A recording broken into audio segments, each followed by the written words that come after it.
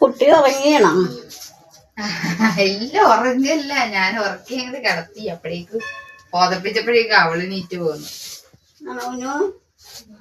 എന്താ ഈ വഴിക്കൊക്കെ കാണാനില്ലല്ലോ ഇപ്പൊ? വെറുതെ അവിടെ ഒറ്റയ്ക്ക് ഇരുന്ന് വിഷമിച്ചപ്പോ ഇങ്ങോട്ട് ഇവിടെ വന്ന് കുറച്ചു നേരം ഇരിക്കാതെന്നൊക്കെ വന്നോ.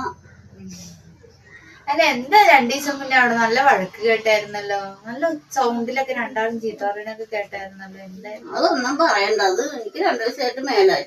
പനിയുടെ വിഷമം കൊണ്ട് എനിക്ക് മേലായിരുന്നു, കിടപ്പായിരുന്നു. അപ്പൊ അവൻ വന്നപ്പോ ഞാൻ പറഞ്ഞു അവിടെ ഗുളിക വെച്ച് തരാൻ പറഞ്ഞു. അപ്പൊ അത് പറഞ്ഞത് അവൾക്ക് പിടിച്ചില്ല. കാരണം അവൻ്റെ നേരെ വഴക്കായിരുന്നു അത്. എന്ത് ചെയ്യാനാ? ഞാൻ 2 മക്കളെ ഞാൻ ഒരുപോലെ വളർത്തിയത്. എന്താ ഒരു ഗുളിക വാങ്ങിത്തരാൻ പറഞ്ഞപ്പോ അവർക്ക് ഇത്ര ബുദ്ധിമുട്ട്? നിങ്ങൾ എന്ത് നന്നായിട്ടാ മക്കളെ വളർത്തിയത്. ഇവിടെയൊക്കെ ഞാനൊക്കെ കല്യാണം കഴിഞ്ഞ് വന്ന സമയത്ത് ഇവിടെ അടുത്തുള്ളവരൊക്കെ പറഞ്ഞു കേട്ടിട്ടുണ്ട്, നിങ്ങൾ മക്കളെ വളർത്തിയത് കണ്ടു കഴിഞ്ഞാൽ ആർക്കും സഹിക്കാൻ പറ്റില്ല. അത്രയും നല്ല പോലെ തന്നെ 2 ആളെ കൊഞ്ചിച്ച് കൊണ്ടു നടന്നേന്നൊക്കെ. എന്നിട്ട് ഇതാ അവസ്ഥ. ഒരു ഗുളിക പിടിച്ചരാൻ പറഞ്ഞപ്പോ പറ്റില്ല അവര് പറയണത്. ഇപ്പൊ ഞാൻ 2 ദിവസം മേലാതെ വളർന്നിട്ടുണ്ട്. ആരും തിരിഞ്ഞ് എന്നെ നോക്കിയില്ല. ഞാൻ ഒരു ഗുളിക പിടിച്ച് തരാൻ പറഞ്ഞാണ് അവളെന്റെ നേരെ വന്ന് വഴക്കിട്ടത്. എന്നെ ആർക്കും വേണ്ട. ഞാനിപ്പോ ഒറ്റപ്പെട്ടു പോയി. എന്ത് ചെയ്യാനാണ്?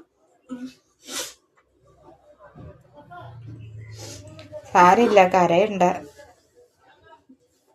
സങ്കടം വന്നിട്ട് മേലെ ഓർക്കുമ്പോ ഞാൻ അതുപോലെയല്ലേ അവരാ വളർത്തിയത്. എന്നിട്ടല്ലേ അവരെന്നെ ഇങ്ങനെ കാണിക്കുന്നത്.